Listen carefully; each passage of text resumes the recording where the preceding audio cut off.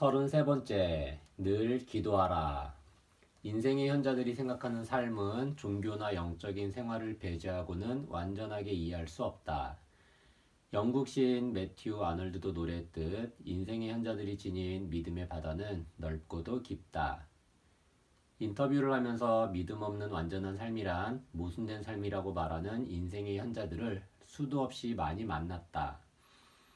대다수 인생의 현자들에게 믿음은 제2의 천성이었다.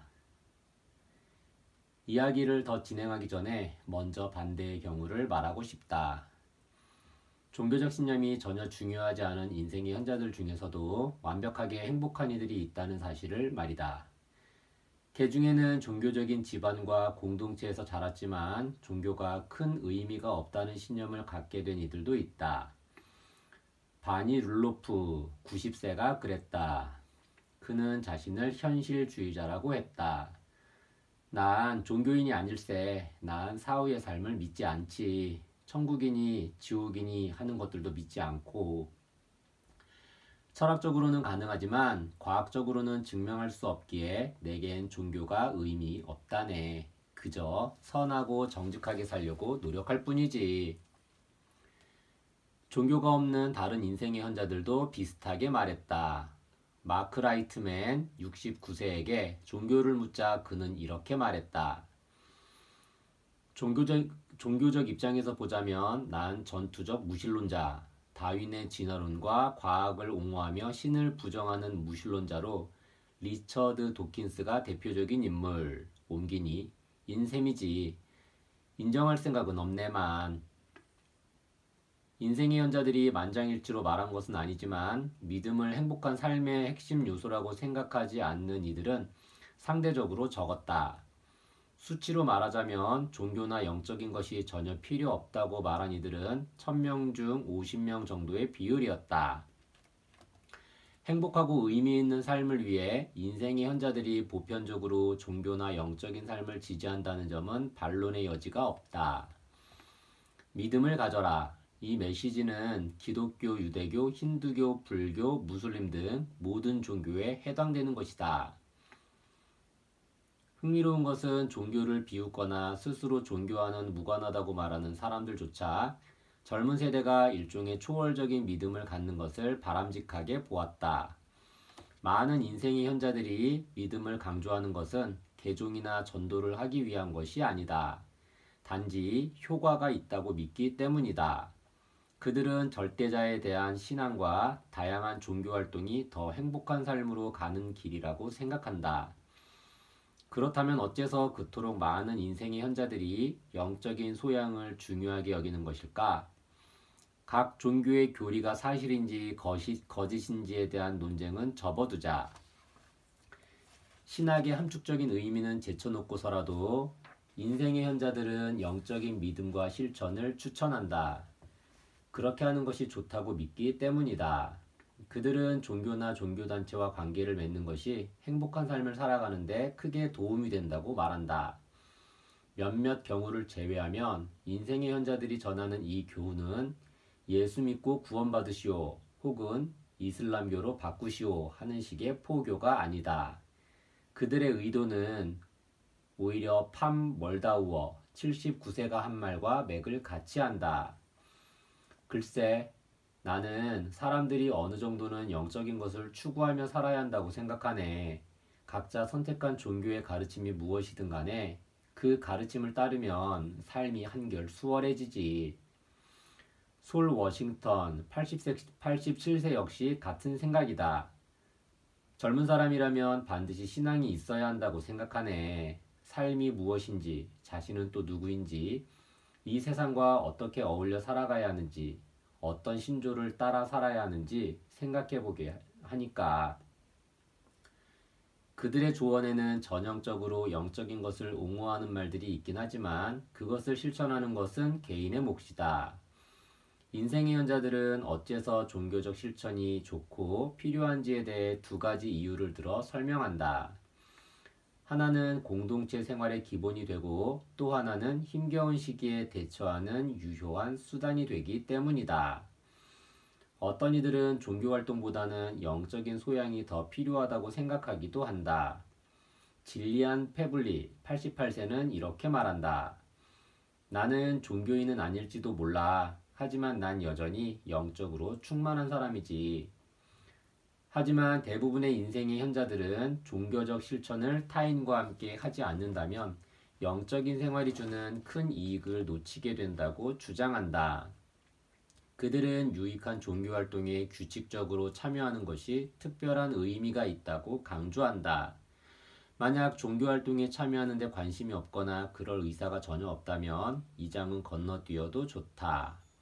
하지만 절대자에 대한 믿음이 있는 종교인 중 한 명이라면 그저 방관자로 앉아있기보다는 적극적으로 활동하라는 인생의 현자들의 조언을 진지하게 생각해 보길 바란다. 실제로 종교활동은 다른 어떤 행위와는 비교할 수 없을 만큼 큰 도움을 준다는 연구 결과도 있다. 어떤 종교를 갖고 있건 어떤 교파이건 간에 실제로 종교의식에 참여하는 사람이 더 행복해야 하는 경향이 있다는 것이다. 또한 규칙적으로 종교활동을 하는 사람은 자신을 행복하다고 여기는 성향이 더욱 강하다는 연구 결과와 종교 모임에 참석하는 사람들이 더 큰 삶의 만족을 느낀다는 결과도 있다. 흥미롭게도 어떤 인생의 현자들에게는 종교적인 삶이 내밀한 영적 체험 없이 교회에 꼬박꼬박 잘 다니는 것을 의미하는 경우도 있었다. 마우린 스튜어트 81세는 평생을 교회에 다 빠지지 않고 나갔다. 그녀에게 종교란 무엇인지, 영적인 것은 무엇인지를 물었다. 나는 이곳 교회에 속한 사람이야. 매주 일요일이면 교회에 나가지. 교회 일도 열심히 해왔고, 지금은 교회 장로 겸 선교회 회장직을 맡고 있어. 종교는 내 삶의 아주 큰 부분이지. 내가 그렇게 영적인 사람이라고는 말하지 않겠네. 영적인 삶이 어떤 것인지도 몰라. 나는 영적인 사람이 되기에는 너무 현실적인가 봐.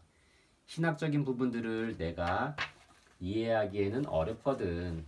지금도 잘 모르고 앞으로도 잘 모르겠지. 내가 감사하는 건 사람들과의 유대감, 활동, 이런 것들이야. 크리스 슐츠 83세 역시 비슷한 생각이다. 그는 어릴 때부터 미국 중서부 지역 작은 마을에 있는 루터 교회에 다녔다. 그가 묘사한 인구 200명 남짓인 작은 마을 이야기는 마치 게리슨 케일러의 워비곤 호수, 게리슨 케일러가 라디오에 만든 가상의 공간, 워비곤 호수 마을 사람들은 모두 아름답고 똑똑한 평균 이상의 사람이다.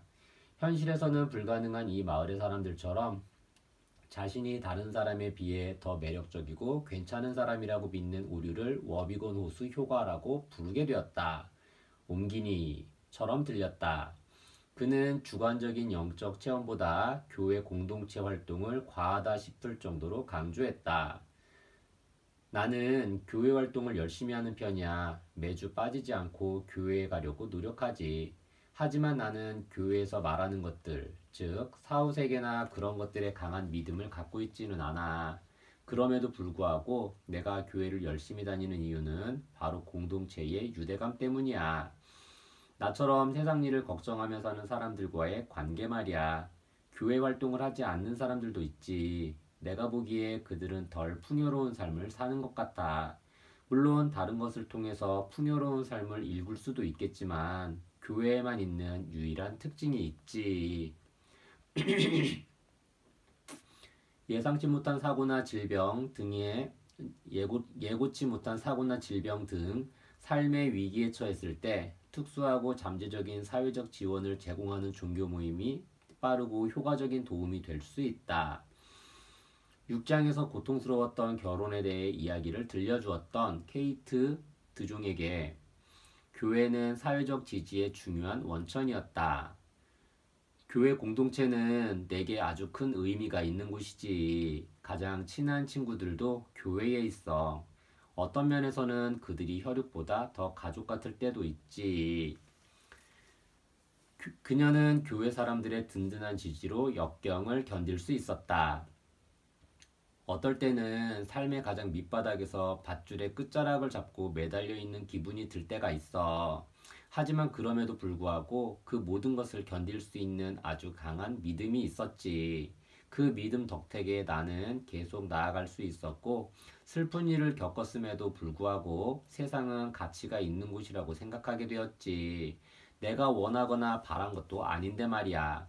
내 신앙은 무서울 정도로 강해졌어. 내가 무거운 짐을 혼자 짊어지지 않아도 된다는 걸 깨닫게 되었을 때 모든 것이 달라졌지. 내가 영적 공동체의 가치에 대해 의심을 말끔히 털게 된 것은 11월 어느 쌀쌀한 날의 특별한 경험 덕분이다. 나는 뉴욕 퀸즈에 있는 힌두교 노인 문화센터에서 콩요리와 빵이 담긴 접시를 앞에 두고 앉아 있었다. 이곳에서는 레크레이션, 교육광자, 건강검진 등 노인을 위한 프로그램들을 운영하고 있어서 많은 노인들이 요가며 명상, 노래, 춤 등을 배우러 온다. 센터 회원 중에는 가이아나와 카리브 연안의 다른 나라들에서 이주해온 사람들이 많았고 인디언 원주민들도 상당수 있었다. 회원 중 누군가 상을 당하면 다른 회원들이 함께 유족을 방문해 위로하고 장례식에서 힌두교 찬송가를 부르며 고인의 명복을 빌어주는 등 서로에게 정신적인 버팀목이 되어준다. 나는 어떤 공간에 가면 어떤 기운이 느껴진다는 식의 말은 잘 믿지 않는 사람이다. 그런데 그날 센터에서만큼은 그 공간 그 자체에서 생동감과 활기가 뿜어나오는 듯한 느낌을 받았다. 그날 내 주변에 있던 사람들은 대부분 고령자였지만 놀라울 정도로 활기찬 모습으로 이야기를 나누거나 노래를 부르거나 나로서는 도무지 흉내낼 수 없는 요가 동작들을 하고 있었다. 일일이 헤아리기도 어려울 정도로 많은 사람들을 만났지만 그들은 하나같이 다정하고 친절했다. 소개를 받은 이들은 힌두교 관습에 따라 서로를 삼촌 혹은 이모라고 불렀다. 나는 디파, 80세 이모와 대화를 나눴다. 디파는 몸은 말랐지만 건강한 기운이 넘쳤으며 따스한 미소와 유쾌한 억양의 소유자였다.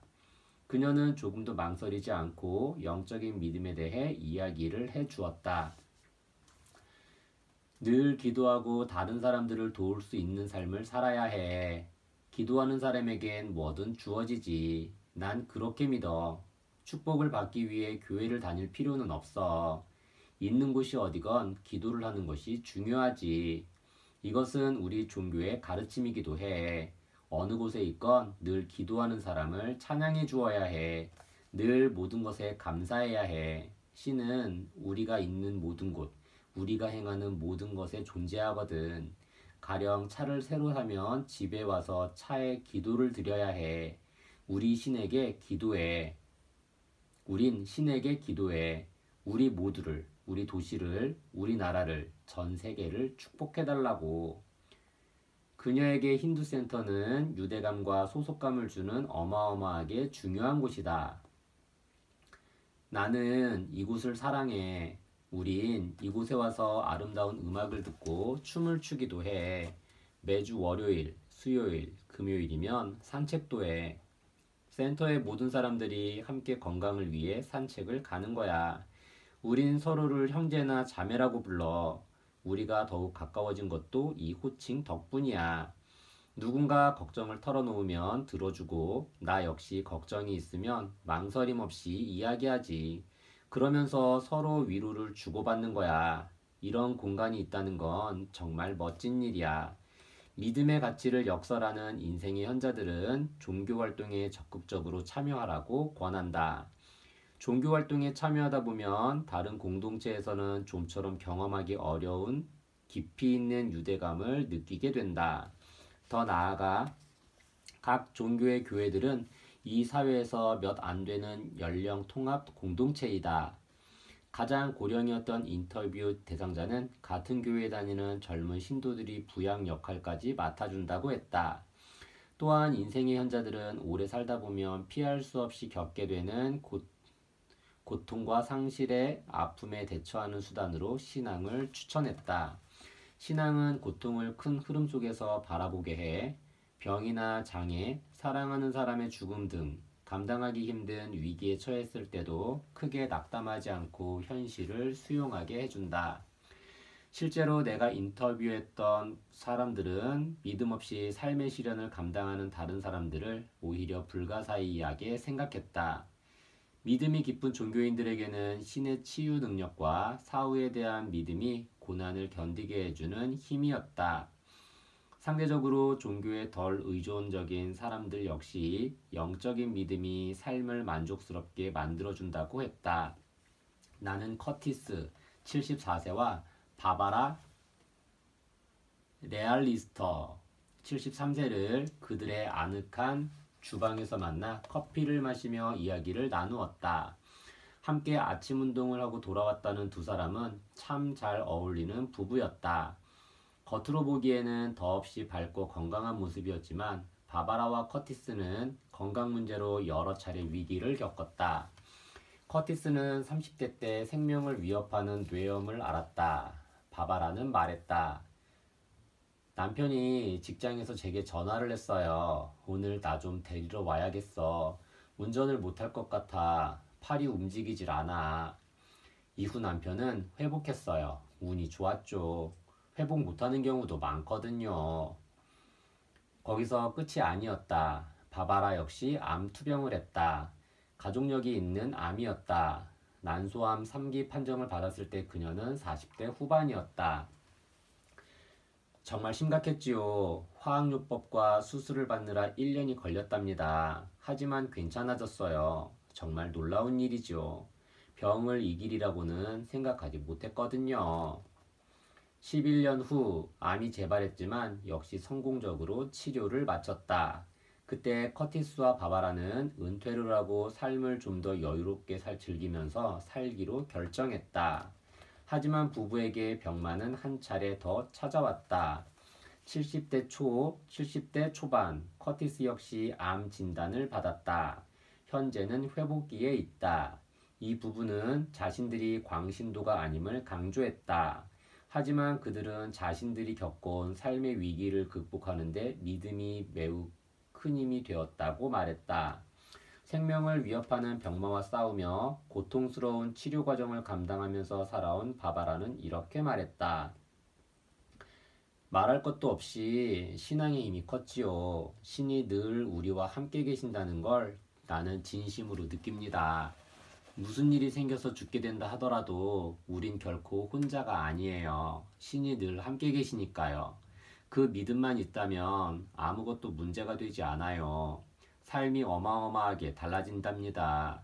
혼자 힘으로 감당하기 힘들 때는 그저 이렇게 말하세요. 다 당신께 맡기겠습니다. 그것이 신이든 누구든 간에요. 내가 할 수 있는 건 다 했습니다. 이젠 다 맡기겠습니다라고요. 커티스 역시 같은 생각이다. 아직도 기억나는군. 바바라의 복부에 이상한 증상들이 생기기 시작했고 얼마 지나지 않아 난소암을 발견했죠. 치료를 받았고 완치했어요. 아내는 살아있는 기적이랍니다. 우리는 신께 감사의 기도를 드렸어요. 하지만 이 기적은 우리가 단순히 신의 보호 아래 있다는 사실, 그 이상의 의미를 지닌답니다. 아내가 죽는다 해도 회복한다 해도 우리 믿음은 변함없어요. 그렇다고 광신도는 결코 아닙니다. 삶은 단지 존재하는 것 이상의 의미가 있으니까요. 우리에게는 영적인 믿음이 있어요. 우리가 보낸 70여 년의 세월, 그보다 더 좋은 삶은 없으며 이 고난 뒤에는 보상이 따르리라는 영적 믿음이죠. 종교에 덜 열심인 인생의 현자들 역시 예배 등 종교의식에 꾸준히 참석하는 것이 삶의 비극에 대처하는 데 도움이 된다고 말한다. 에이프릴 스턴도 그렇게 말했다. 우린 유대인이야. 남편에게는 종교가 아주 중요하지. 시간이 지날수록 그는 종교를 더욱 중요하게 여겼지. 내 삶에서 종교는 그렇게 중요한 부분이 아니야. 난 신을 믿지 않거든.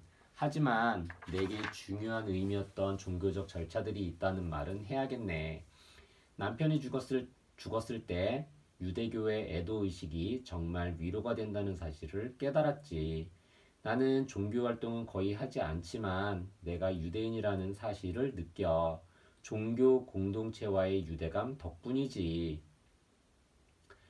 종교에 대해 한 가지 더 말할 것이 있다. 요즘 같은 시대에 특히 중요한 이야기이다. 인생의 현자들에게 영적인 것과 종교가 중요한 역할을 한다는 사실과 그들이 종교를 다른 사람들에게 추천한다는 사실은 당연하게 여겨질 수도 있다. 하지만 타인의 종교에 관대한 모습은 내겐 뜻밖이었다. 대다수의 인생의 현자들은 종교를 충만한 삶을 위한 방편이라고 이야기했다.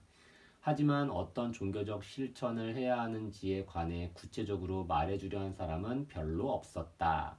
아무리 종교를 깊이 믿는 사람이라 해도 거의 그랬다. 레나타 모라츠, 77세는 매우 확고한 종교적 신념을 가지고 있지만 타인의 종교에는 아주 관대한 전형적인 인생의 현자들의 모습을 보여준다. 나는 단 한 번도 내가 관대하고 전능한 신의 사랑을 받는다는 사실을 잊은 적이 없어. 이 사랑 때문에 나는 복음을 전하게 되었지.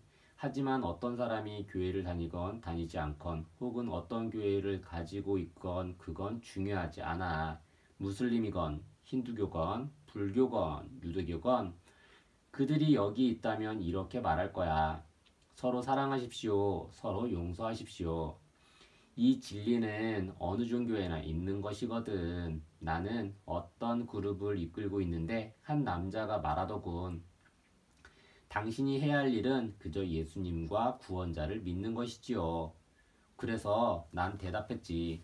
그걸 알고 있다니 정말 축복받은 분이군요. 당신 때문에 저도 행복합니다. 하지만 모두가 그렇게 믿지는 않아요. 사람마다 신앙은 다르니까요. 코라 젠킨스 97세 역시 비슷한 의견이다. 절대자를 향한 깊은 신앙은 좋지만 광신은 안 되네. 모든 사람들을 평등하게 배려하고 그들에게 관대한 것이 종교의 기본이지. 깊은 신앙은 좋지만 광신은 안 된다는 말은 건강하고 영적으로 충만한 삶을 만들기 위한 인생의 현자들의 조언을 가장 완벽하게 요약한 표현이다. 그리고 꼭 기억해야 할 것. 대접받고자 하는 만큼 대접하라. 인생의 현자들에게 했던 다양한 질문들, 가령 살면서 터득한 가장 중요한 교훈은 무엇입니까? 혹은 삶에서 가장 중요한 원칙들이 있다면 무엇입니까? 등에 대한 대답 속에서 반복되는 표현들이 있다. 그 중 하나가 바로 황금률이다. 내가 처음으로 황금률에 관심을 갖게 된 것은 한 연구 보조원이 했던 말 때문이었다. 그는 매우 성실한 젊은이로 우리 연구에서 인생의 현자들이 해준 조언들을 분류하는 일을 돕고 있었다. 한 번은 그가 물었다. 필레모 박사님, 그냥 궁금해서 그런데요. 사람들이 정말 황금률에 이렇게나 관심이 많은가요? 아마도 어린 시절 주일학교에서 황금률을 배운 사람들이 많을 것이다. 황금률이란 남에게 대접받고자 하는 대로 남을 대접하라는 그리스도교 윤리로 인류가 탐구한 삶의 원리 중 황금처럼 고귀한 지침이라는 뜻에서 황금률이라고 부른다. 어떤 인생의 현자들은 자신들의 핵심 가치를 딱 이 세 글자로 표현하는 경우도 있었다. 삶의 가장 중요한 핵심 가치나 원칙은 무엇입니까? 황금률이지. 물론 황금률이라는 말 대신 다른 표현을 쓰는 인생의 현자들도 종종 있었다. 예컨대 남이 너희에게 해주기를 바라는 그대로 너희도 남에게 해주어라. 혹은 남에게 대접을 받고자 하는 대로 남을 대접하라. 같은 표현도 있었고 또 어떤 인생의 현자들은 부정 표현을 이용해 남이 내게 하길 바라지 않는 것은 나도 남에게 하면 안 된다. 고도했다. 인생의 현자들이 왜 황금률을 중요한 가치로 거론한 걸까? 그들이 진정으로 말하고자 한 바는 무엇일까? 나는 이 문제에 사로잡혀 인생의 현자들이 황금률에 관해 언급했던 자료들을 다시 찾아보았고 그들이 들려주고자 한 지침이 무엇인지를 서서히 이해하게 되었다. 그들이 황금률에 빗대어 말하고자 했던 바는 측은지심이었다. 측은지심이란 말은 인생의 현자들의 내게 했던 말들을 완벽하게 함축하고 있었다. 이 말은 타인을 측은하게 여기는 착한 심성을 의미하며 영어의 compassion은 라틴어 파티, 고통과 쿰, 함께에서 파생된 말로 함께 괴로워한다라는 의미다. 즉 무엇이든지 남에게 대접받고자 하는 대로 너희도 남을 대접하라는 말은 타인과 공감하고 타인의 관점을 이해하고 타인의 감정을 느끼고 타인의 힘겨운 삶의 여정을 걷고 있는 여행자처럼 생각하라는 뜻이다. 타인에 대한 연민과 공감이 있으면 자연스럽게 타인을 내가 대접받고 싶은 만큼 대접하게 된다. 많은 인생의 현자들은 삶의 수많은 장애물, 비극, 위로 등을 통해 타인과의 공감이 얼마나 중요한지를 배웠다. 그들은 그 경험을 단순하게 이렇게 말했을 뿐이다. 다른 사람을 친절하게 대하라. 친구가 되어주고 도움을 주어라. 다른 사람을 존중해라. 마벨 로츠 91세는 이 삶의 교훈을 짤막한 한 단어로 표현했다. 바로 사랑이다. 다른 인생의 현자들과 마찬가지로 마벨도 사랑을 베풀 기회가 생긴 것을 매우 감사하게 여기고 있었다. 또 그렇게 하지 못한 시간들을 후회했다. 가장 중요한 건 사랑이야. 아이들에게, 손주들에게, 가족들에게 내가 사랑한다는 사실을 알게 해주어야 해. 내 삶을 바꿀 수 있는 부분이 있다면 사람들에게 더욱 인정을 베풀고 살아야지. 자네도 알겠지만 유난히 비판적으로 대하게 되는 사람들도 있잖아. 하지만 지금에 와서야 이런 생각이 들어. 그 사람의 삶을 더 이해했다면 훨씬 더 인정을 많이 베풀어 주었을 텐데. 그 사람의 좋은 점을 더 많이 알았더라면 그렇게 비판적으로 굴지 않았을 텐데 하는 생각 말이야. 이제 타인들의 삶을 가치를 더욱 귀하게 여기게 되는 것 같아. 끝으로 조슈아 베이트먼의 말로 이 장을 마치려 한다. 그는 근본적으로 삶을 충만하게 만드는 것은 타인과의 유대감과 그들에게 쏟는 관심이라고 했다. 당신이 도와준 사람이 있습니까? 어떤 삶의 위기를 겪었습니까? 당신을 좋아하는 사람은 누구입니까? 내가 아는 어떤 사람들은 한 번도 다른 사람을 도와준 적이 없더군요. 아무 도움도 주지 않았지요. 평생 단 한 번도요. 그들은 오직 자신만을 위해 살고 있습니다. 그런데 혹시 알고 있습니까? 그들의 장례식에는 아무도 올 사람이 없다는 사실을. 마치 그들이 이 지구상에 한 번도 존재하지 않았던 사람들처럼 말이죠. 그들은 삶의 어떤 물결도 만들지 않았지요. 그들은 타인과 관계를 쌓기 위해 어떤 일도 하지 않았습니다. 긍정적인 이야기도 해볼까요? 나는 아주 훌륭한 할머니 한 분을 알게 되었습니다. 그분의 장례식에는 1000명이 넘는 사람들이 왔지요. 내가 정신이 나가서 나만 생각하게 된다면 좋은 일을 하려고 노력하지도 않을 것이고 다른 사람과 교류하려고 하지도 않을 것이며 누군가를 돕기 위해 머리를 쓰지도 않겠어요. 그러면 아무도 내 장례식장에 오지 않을 테고요. 인과응보니까요.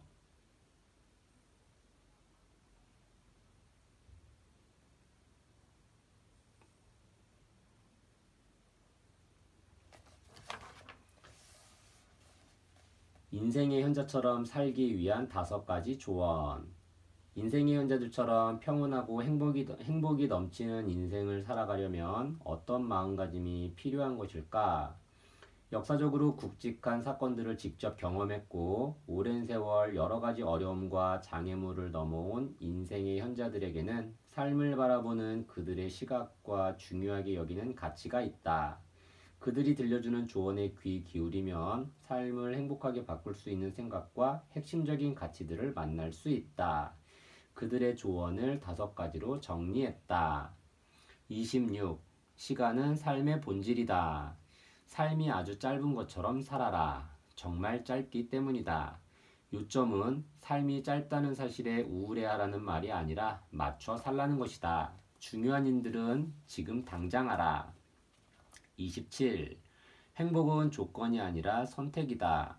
행복은 완벽하게 준비된 환경에서 만들어지는 것이 아니다.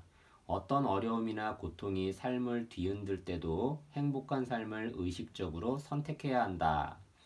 28. 걱정은 시간을 독살한다. 걱정은 그만하라. 아니면 최소한 줄이기라도 하라. 걱정은 귀중한 삶을 어마어마하게 낭비하게 만든다. 29. 오늘 하루에만 집중하라. 삶을 충만하게 만들고 싶다면 작게 생각하라. 단순한 일상의 즐거움에 적응하고 그것을 음미하는 법을 배워라.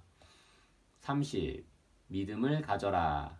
믿음이 있는 삶은 행복하다. 그리고 종교단체에 소속이 되어 있으면 삶의 위기를 만났을 때 그 단체만이 줄 수 있는 위로를 얻을 수 있다. 하지만 어떤 종교를 믿는지는 각자의 몫이다. 8장. 당신의 삶에서 가장 중요한 것은 무엇입니까?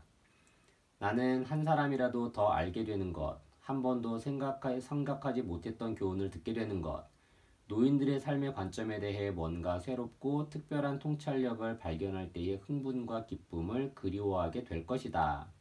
우아하고 교양 있는 90대 할머니가 노년의 삶에서 누리는 성적인 충만함에 대해 충고해 주었을 때 놀랐던 순간도, 여전히 식지 않은 사랑으로 다정스레 애정 표현을 하던 결혼 50년차 이상 부부들과의 인터뷰들도 그리울 것이다. 제1차 세계대전의 종전을 축하하며 축제 행렬에서 환호했던 사람들 이야기를 들었을 때는 마치 타임머신을 탄 듯한 기분이 들기도 했다. 그 순간들 역시 그리워질 것이다. 인생의 현자들은 우리에게 말한다. 모든 것들이 머지않아 마지막 순간을 맞게 된다고.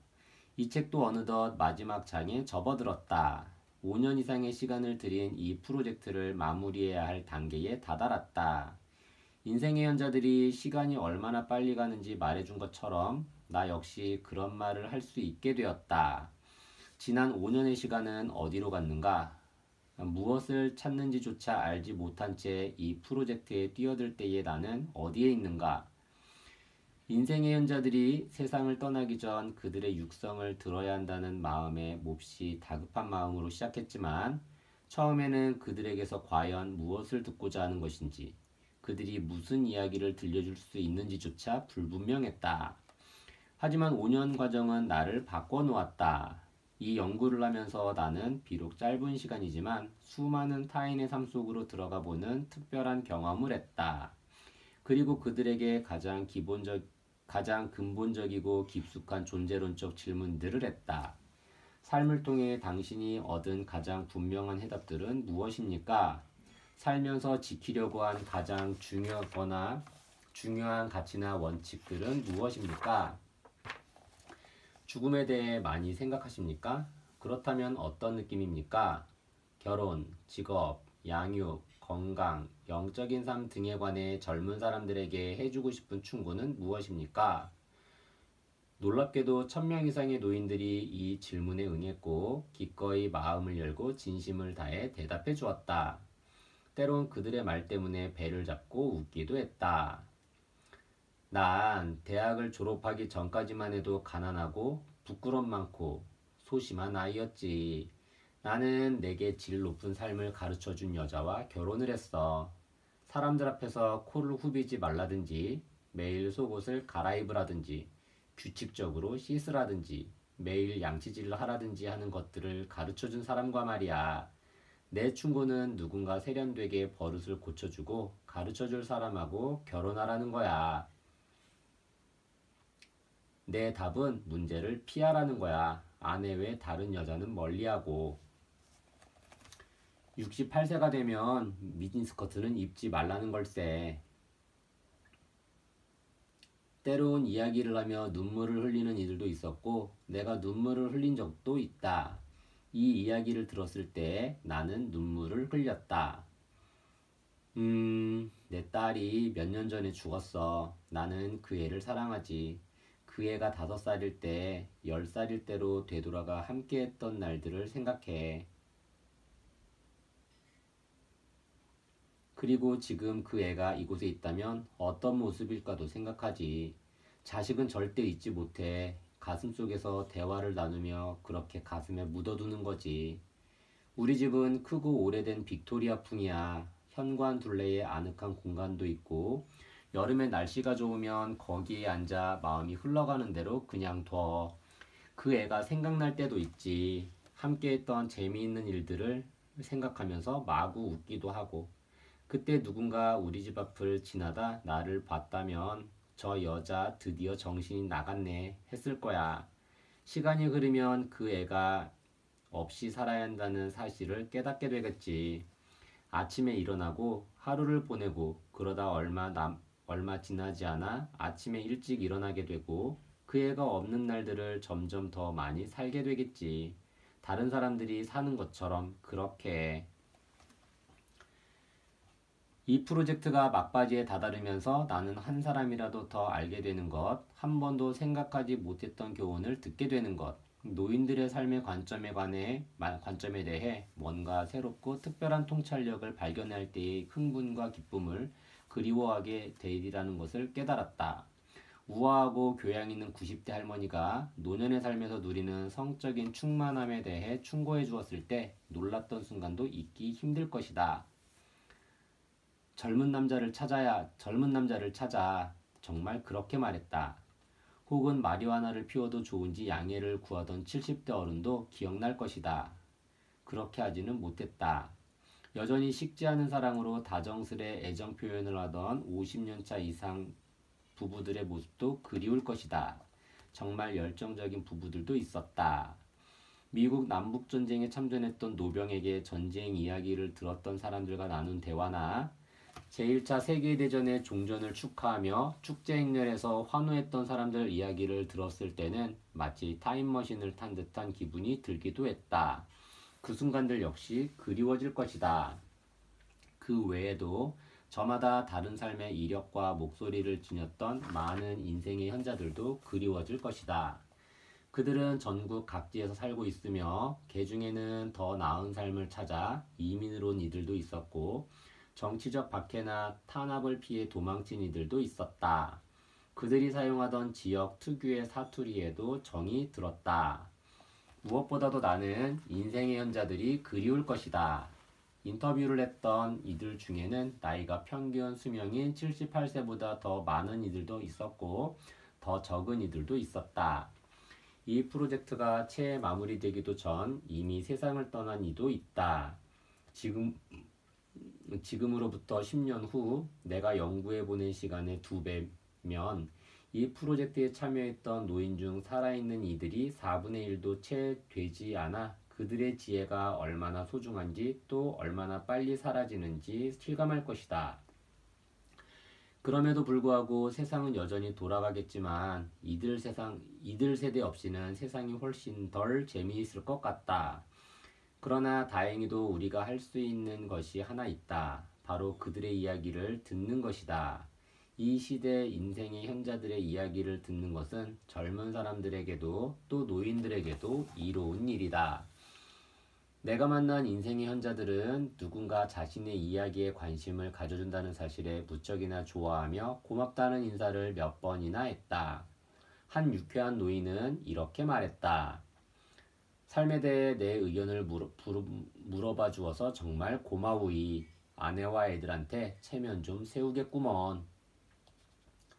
그들은 자신들의 지혜가 덜어는 엄청난 대가를 치르고 얻은 교훈이 젊은 사람들에게 도움이 될지도 모른다는 사실에 매우 뿌듯해했다. 인생의 현자들을 만나 그들이 살아온 이야기를 듣다 보면 많은 것을 얻게 된다. 세월이 안겨준 경험과 현대의 상식에 반하는 관점과 상상도 할 수 없이 고통스럽고 힘겨운 상황에서 얻은 경험적 지식까지. 이런 것들은 오직 인생의 현자들에게서만 얻을 수 있는 매우 실질적인 삶의 지혜이자 지침이기도 하다. 내가 그들을 인생의 현자라고 부르기도 한 것도 그런 이유다. 나는 지금도 그들을 자주 찾는다. 그들이야말로 삶에서 기쁨을 퍼올리게 해주는 원천이기 때문이다. 최근에는 93세 어르신과 점심을 먹었다. 25년 전에 은퇴를 한 그는 고등교육을 받고 경영관리 경험이 매우 풍부한 저명한 학자다. 나는 그에게 지금 내가 하고 있는 일들에 관해 이야기하며 그에게 조언을 구했다. 그리고 큰 맥락 안에서 내 문제를 보는 지혜와 변화를 만들 수 있는 구체적인 아이디어까지 얻을 수 있었다. 점심값으로 매우 귀중한 것을 얻은 셈이다. 솔직히 말하자면 내가 만난 인생의 현자들 대부분은 이 책의 출간에 회의적이었다. 자신들의 조언이 가치가 없을 것이라고 생각했던 것은 아니다. 오히려 정반대다. 그들은 젊은 사람들이 자신들의 특별한 삶의 경험으로부터 도움을 얻을 것이라고 확신하며 과거에 존재했던 현명하고 어진 지도자나 현자들처럼 자신들 역시 그런 사람으로 보일 수 있기를 매우 간절히 바랐다. 그러나 한편으로 그들은 자신의 조언과 인생관이 너무 구식으로 보일 것이라고 걱정했다. 그것은 그야말로 기우다. 최근에 어려운 경제 사정에 처한 우리가 대공황을 겪은 이들로부터 잘 사는 방법에 대한 조언을 왜 듣고 싶어 하지 않겠는가? 자녀를 군대에 보냈거나 가족 중 누군가가 군대에 있는 가정이 많은 현대사회에서 현자들이 제2차 세계대전을 겪으면서 가족 구성원들이 어떻게 대처했는지를 몰라야 할 이유가 무엇이겠는가? 모든 것이 빠르게 변화하는 현대사회에서 안정적인 결혼과 육아를 했던 인생의 현자들의 조언보다 더 귀중한 것이 있을까? 우리가 인생의 현자들에게 조언과 지혜를 구하지 않는 한 가지 이유는 그들을 자주 만날 수 없기 때문이다. 요즘에는 매우 다양한 세대가 한 집에 살거나 친족들이 가까운 곳에 모여 사는 경우는 드물다. 오늘날 다수의 노인들은 혼자 살고 자녀들은 지리적으로 멀리 떨어져 있는 편이다. 사회에서도 30대 젊은이가 70대 노인을 초대해 함께 음식을 먹거나 TV로 함께 축구를 보거나 하는 일은 아주 드물다. 연구에 의하면 사람들이 친구를 맺는 나이 차이는 거의 10살 내외이며 그 중에서도 대다수는 5살 내외 사람들과 친구가 된다. 다른 인종과 친구가 되는 경우는 흔해도 20년 이상 나이 차이가 나는 사람과 친구가 되는 경우는 드물다. 나이의 장벽을 무너뜨리기 위한 첫 단계는 서로 대화하는 것이다. 그리고 대화를 풀어나가는 데 가장 좋은 방법을 들려줄 이야기가 많은 사람들에게 물어보는 것이다. 에필로그에서는 그때 참고할 수 있는 질문 목록들을 제시해 놓았다. 이 목록을 기초로 하면 분명 알차고 훌륭한 대화를 나눌 수 있으리라 확신한다. 혹은 이 책을 좋아하는 연장자에게 가져가서 앞서 다른 인생의 현자들이 귀띔했던 삶의 해답에 동의하는지 물어봐도 좋다. 즉, 비슷한 사람과 결혼하는 것이 좋은지 아닌지 말이다. 또 아이 훈육에 대해서 어떻게 생각하는지를 물어봐도 좋다. 혹은 편애에 대해 물어봐도 좋다. 인생이 생각보다 훨씬 짧다던데 정말 그런지, 행복한 삶을 위한 사항이 맞는지 아닌지, 걱정은 그만해야 하는지 등을 모두 물어봐도 좋다. 내 꿈은 사람들이 식탁에 둘러앉아 이런 대화를 나누는 광경을 흔히 마주치게 되는 것이다. 이러한 대화가 얼마나 효과적인지 나는 줄곧 지켜봤다. 내가 이 책을 쓰는 동안 내 딸 한나와 사위 마이클은 내 질문 목록을 가지고 94세인 마이클의 고모 조에게 가서 이야기를 나눴다. 그들은 양육, 배우자, 유명인사에게 옷을 만들어주는 그녀의 직업, 사랑에 대한 견해, 상실, 삶의 의미 등 그녀가 하는 모든 말 한마디 한마디에 귀를 기울였다. 마이클은 고모를 35년 동안 알아왔지만 그렇게 깊은 대화를 나눈 것은 처음이었다. 따라서 그 시간은 그에게 아주 특별하고 의미 있는 경험이었다. 우리가 인생의 현자들이 자신의 삶을 통해 길어올린 지혜, 해답을 듣고자 귀를 기울일 때 그들과 훨씬 더 깊이 있고 의미 있는 대화를 나눌 수 있다. 모든 사람의 삶에는 시작과 끝이 있다. 사람은 잃는다 해도 그 사람의 정신적 유산까지 잃을 필요는 없다. 오랜 옛날로부터 먼 미래로까지 이어질 길의 중간에 우리가 서 있다는 건 참으로 다행이다. 내가 인터뷰를 한 노인 중에 1908년에 태어나 인터뷰 당시 102세였던 분이 있다. 그녀의 할아버지는 1850년대에 태어났고 그녀에게 남북전쟁과 그 후유증에 대해 몸소 체험한 이야기를 들려주었다고 한다. 한 걸음만 물러서서 생각해보자. 그녀의 할아버지가 어린 시절 만난 노인은 1700년대 후반에 있었던 미국 독립전쟁을 경험했을 테고 그는 그것을 공유했다는 말 아닌가. 바로 이것이 삶의 지혜가 계승되는 방식이다. 세대에서 세대로 면면이 이어지는 삶의 지혜가 오랜 시간을 살아온 현자들의 이야기 속에 생생하게 담겨 있다.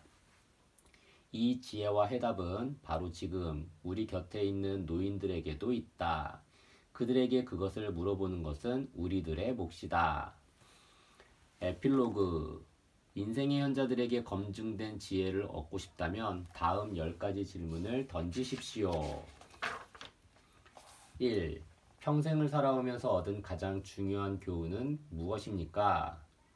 2. 서른 즈음을 보내면서 제가 무엇을 배워야 할까요? 3. 하고 싶은 일을 찾고 거기서 성공할 수 있는 비결이 과연 있을까요? 4. 어떤 이들은 힘겹고 고통스러운 일을 경험하면서 중요한 교훈을 배웠다고 하던데 정말 그런가요? 만약 그렇다면 거기서 배운 점을 한 가지만 말씀해 주시겠습니까? 5. 반드시 지키고자 하는 삶의 가치나 원칙들이 있습니까? 6. 100년 해로의 비결은 무엇인가요? 7. 결혼을 하고 생활을 하면서 어떤 점을 조심해야 합니까? 8. 아이를 키우면서 반드시 피해야 할 것이 있다면 어떤 것일까요? 9. 인생에 특별한 전환점이 있었나요?